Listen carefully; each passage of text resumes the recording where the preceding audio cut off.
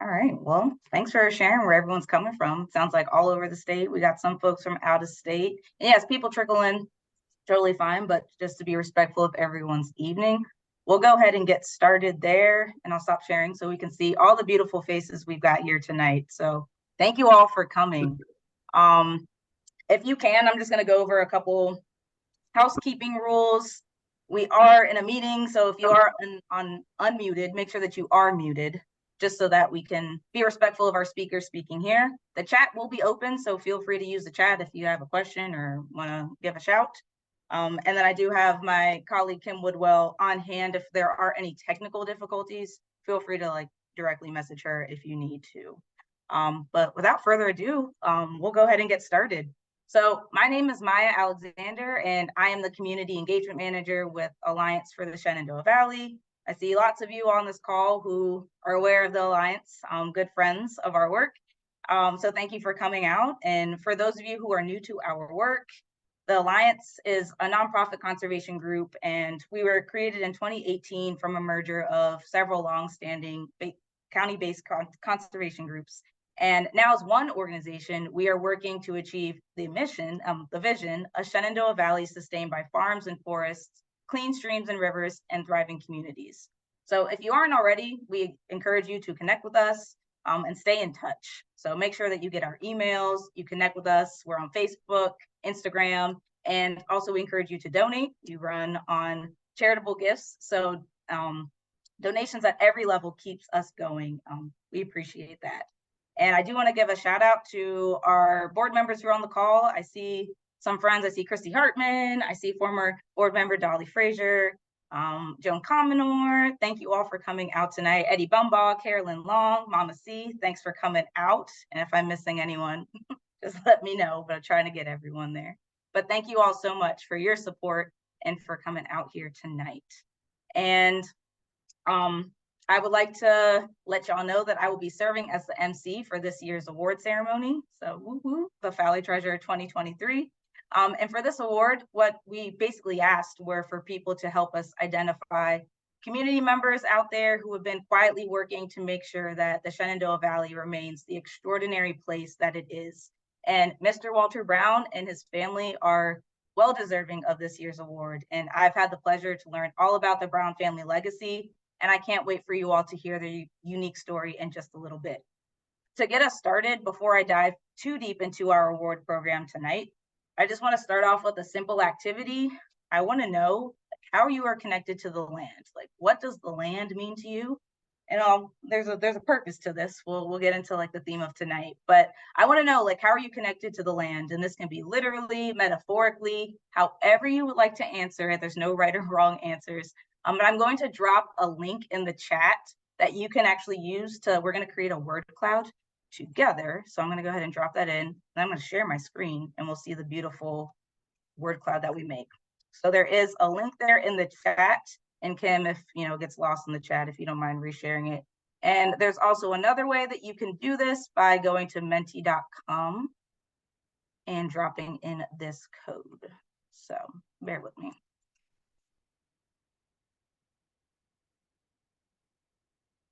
That's the code that you can go to now. So if you just go to that link, and if it's too much for you to use the Menti, you can just drop your answer in the chat. But basically, I just want to know, how are you connected to the land? So I'm going to drop that here so we can see.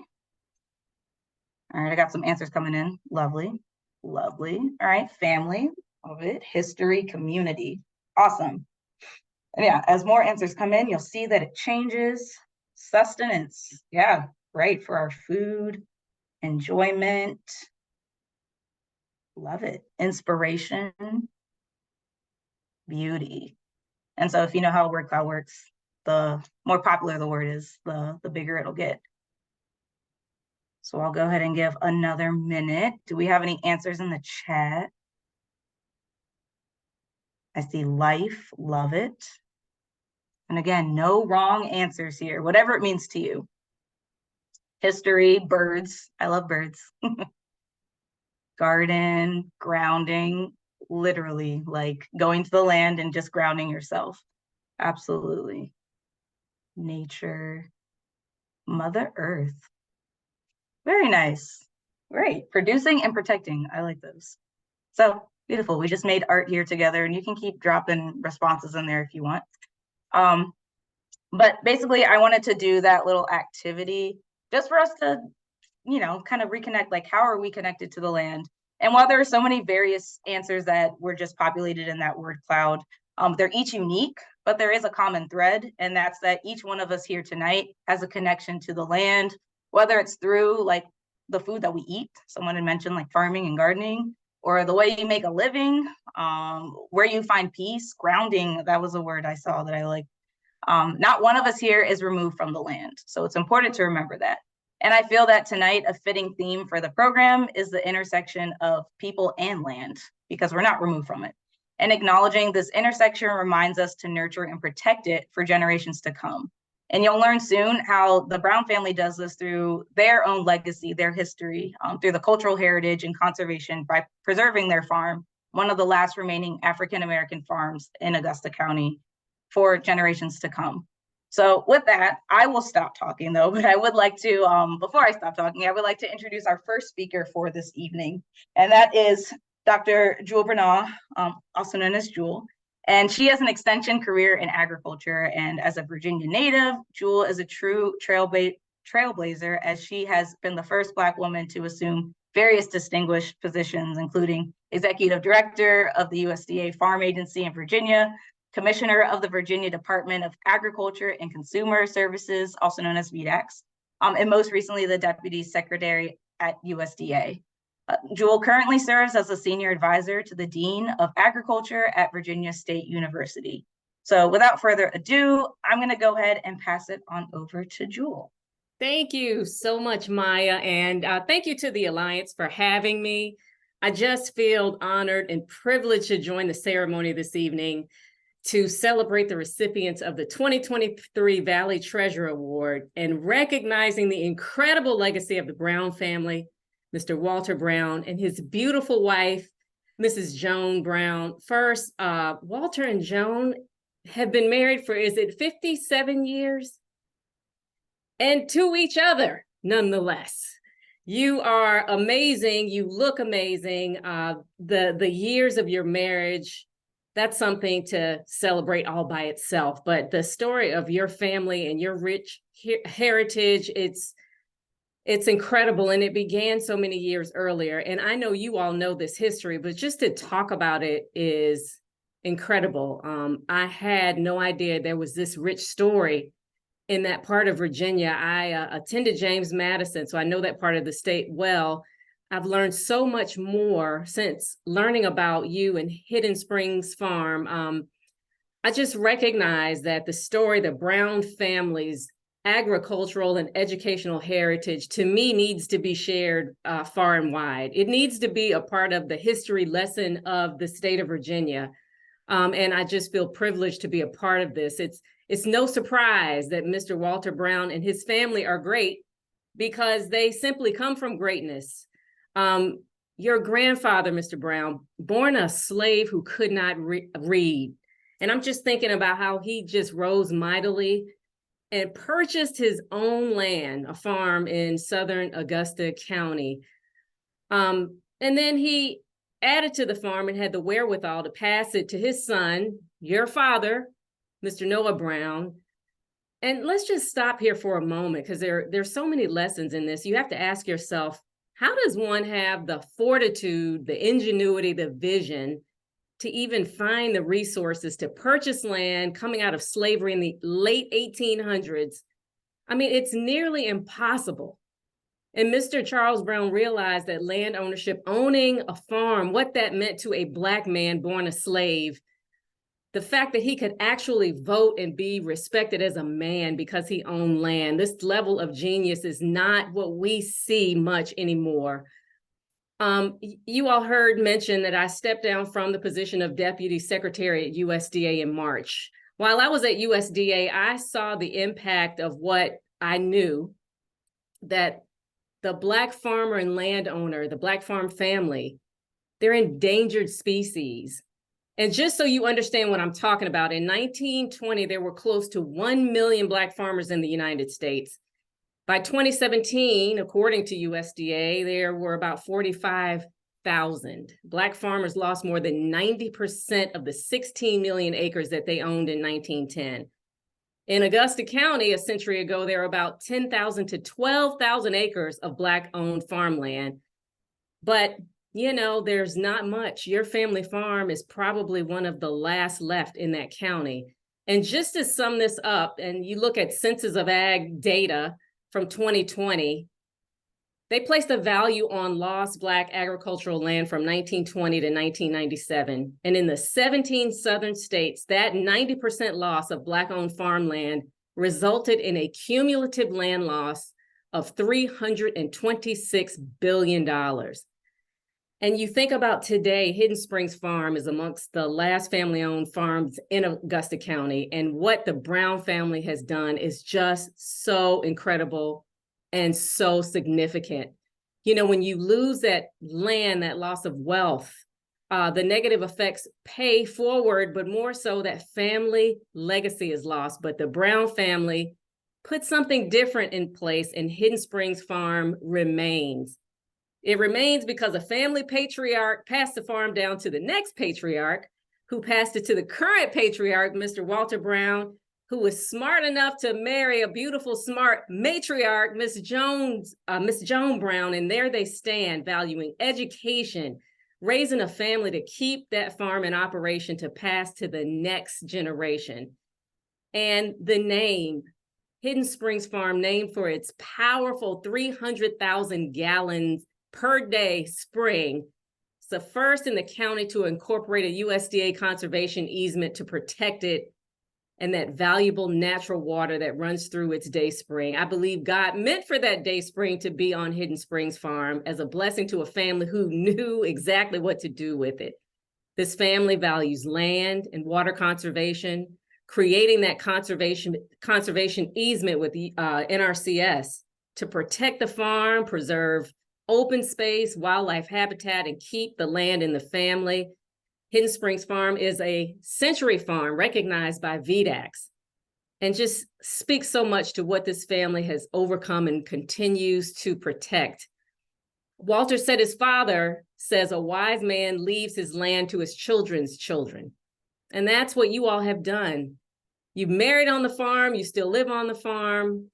Walter, you said owning land and getting an education is paramount to your family.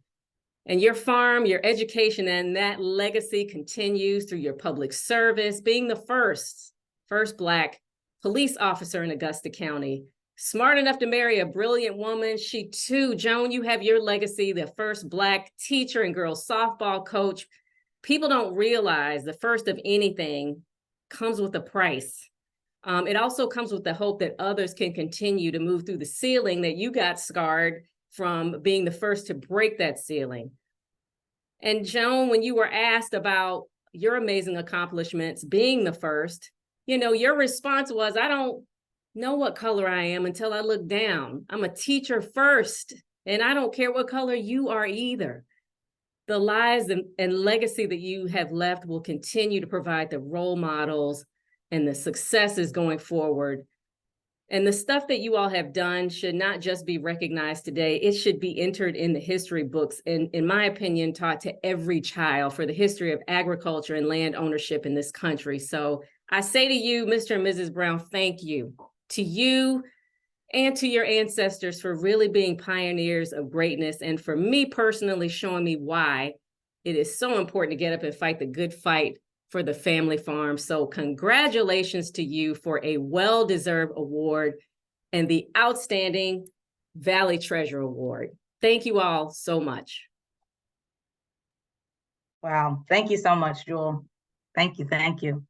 Yeah, so I think what you just touched on there, the significance of having Black farms, right? They, like you said, an endangered species. So thank you for sharing your perspective on why this is so important and why it's important to honor the people that we still have here and the importance of legacy. And to build on to this point, I think it's important for folks to know like how we can continue the legacy, what resources exist to do so. And so I'd like to pass it on over to Ebony Alexander. Ebony Alexander, who some of you all may know, She is the executive director of the Black Family Land Trust. The Black Family Land Trust is one of the only conservation land trusts dedicated to the preservation and protection of African American and other historically underserved landowners' assets. This land trust has helped countless families retain their land assets for future generations. And Ebony and the Black Family Land Trust, they've been working with the Brown family to hold the easement on their farm. So I know that Ebony, you know the Brown family, and if you would like to share some remarks, I'll pass the mic on over to you. Well, good evening, and thank you all. And Jill, it's really good to see you, so I'm going to wave. I am actually in Chicago at a meeting, and want to just say to Mr. and Mrs. Brown, congratulations for being the recipients of the award for 2023, and also for your patience. This has not been an easy process for you or for us, and the fact that you have been willing to go through all the changes that we seem to constantly be going through in order to get this to the finish line. But I've been assured that we'll be at the finish line by October 30th of this year. And as I was listening to Joel's comments and thinking about the family's history, I'm reminded of the African proverb that says, when an elder or an old man dies, a library burns to the ground.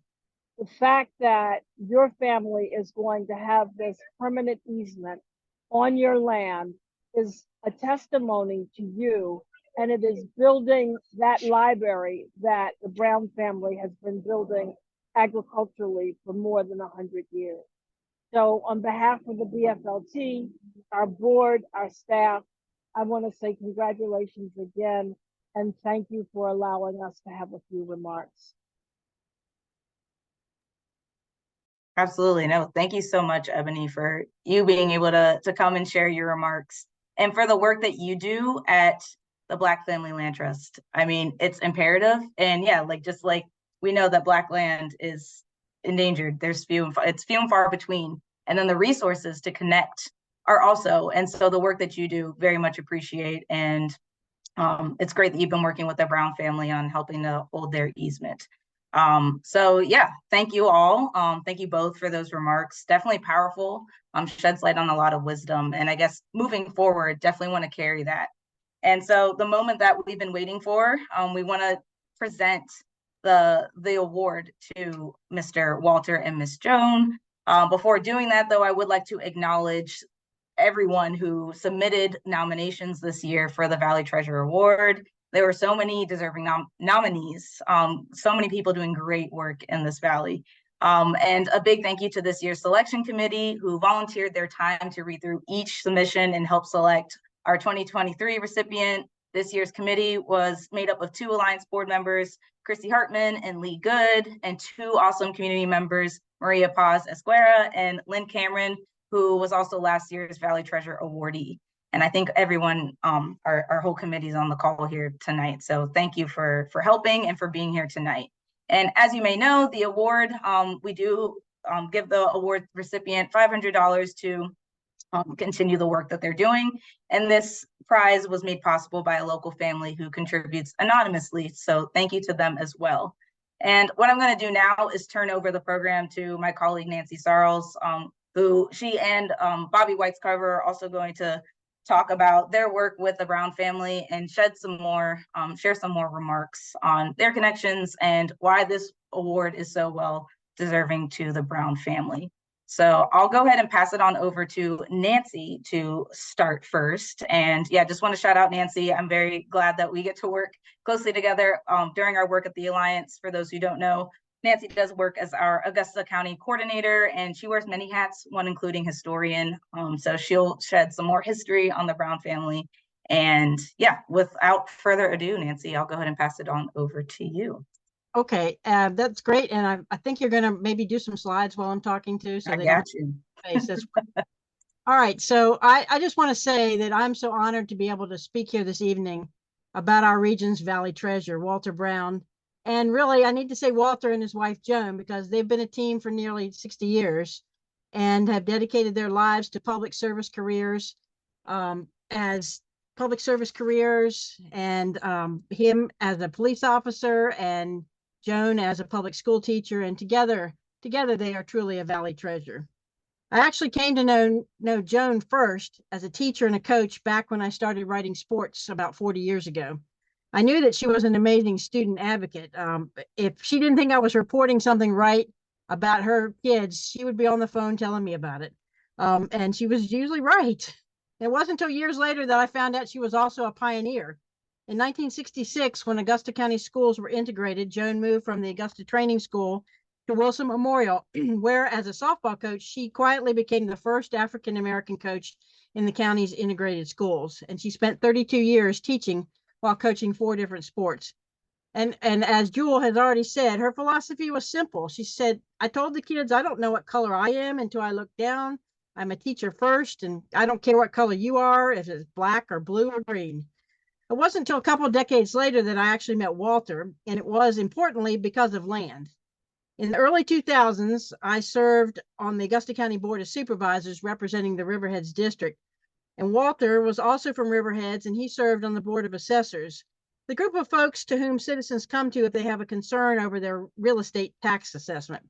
Usually that board is pretty low-key, it's a volunteer position, and it was pretty low-key until we had what we call the Great Real Estate Tax Reassessment Wars one year.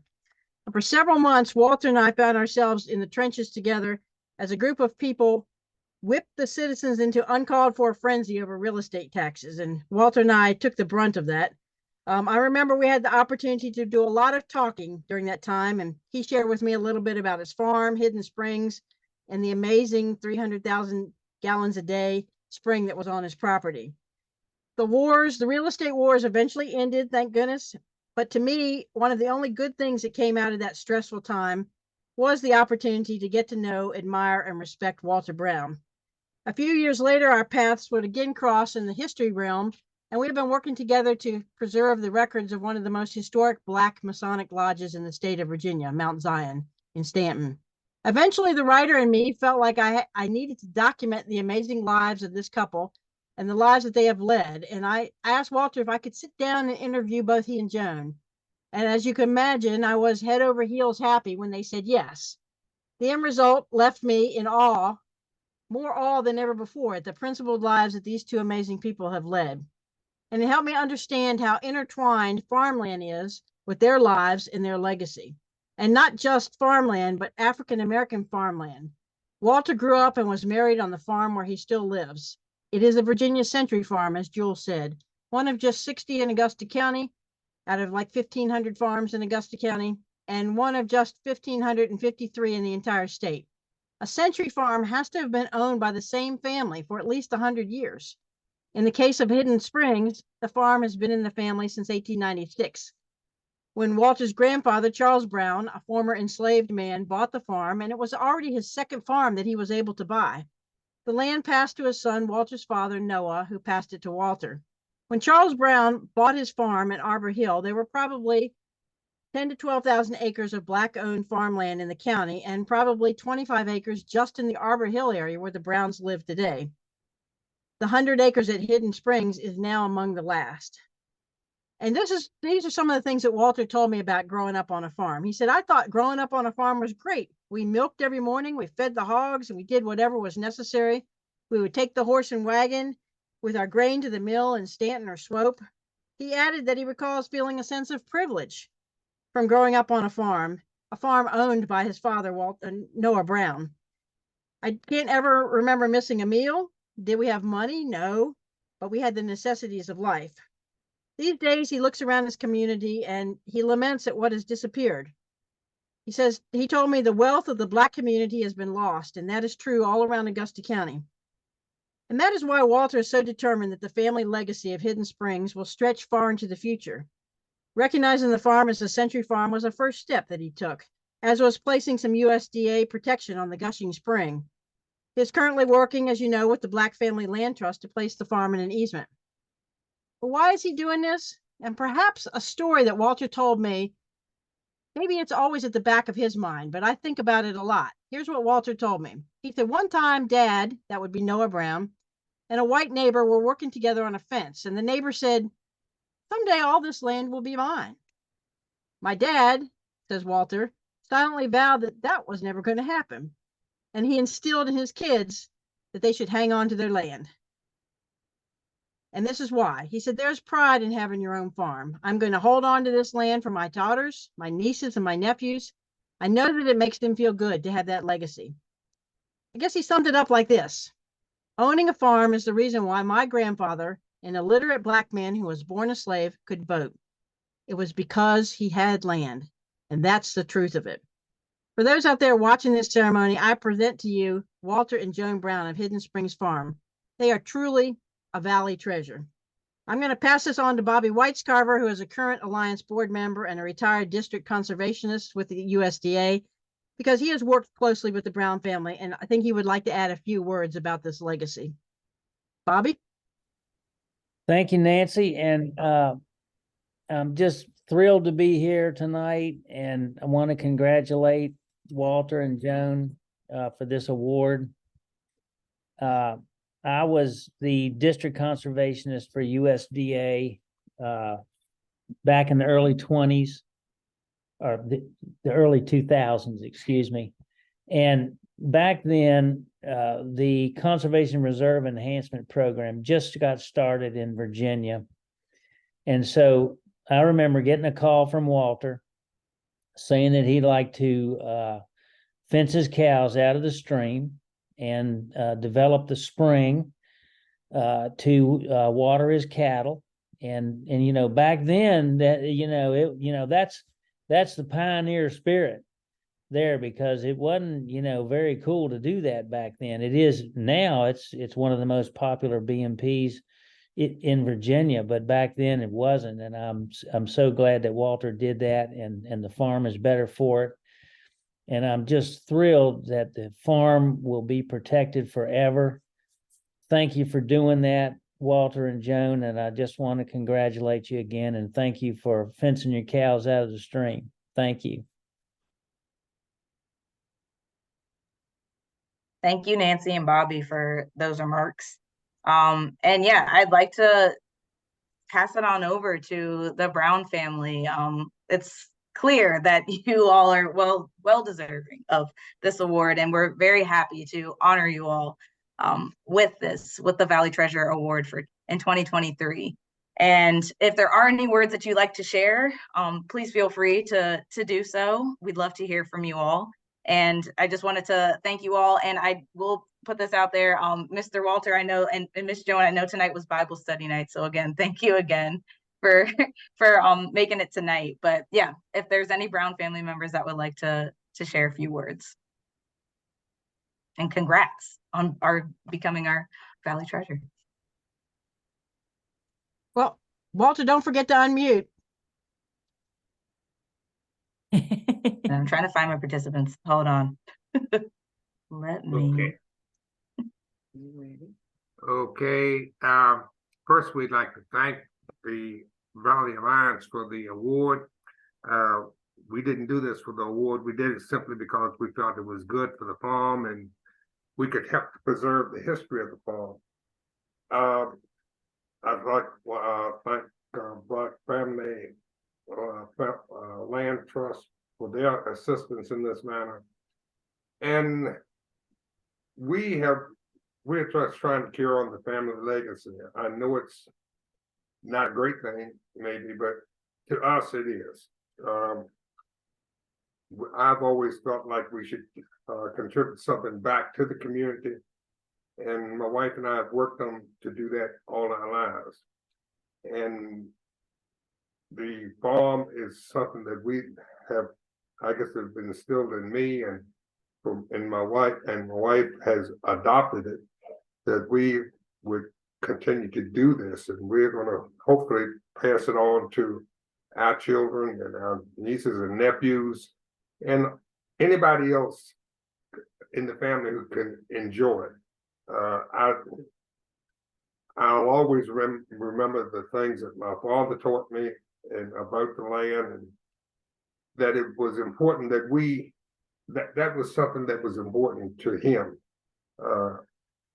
I looking over some of the historical records here in Augusta County, and I see where my father and my uncle and my grandfather, first time they voted was in the Middlebrook precinct in 1902, and where they went to register and vote. And you know, that was something that wasn't too long after the Civil War, and that was important. And we have tried to carry on that legacy. We haven't always been able to live up to what it should be, but we do the best we can.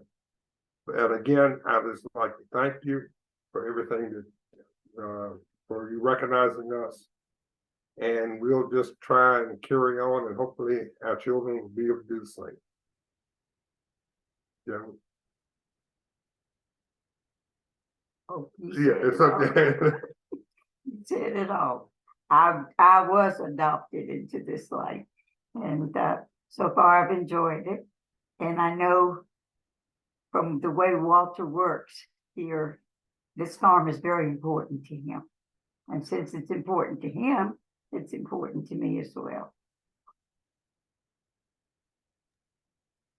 Beautiful. Thank you both. Thank you both. And I did want to give an opportunity. I know that you all had some other family members join the call. Was your sister able to make it, Mr. Walter?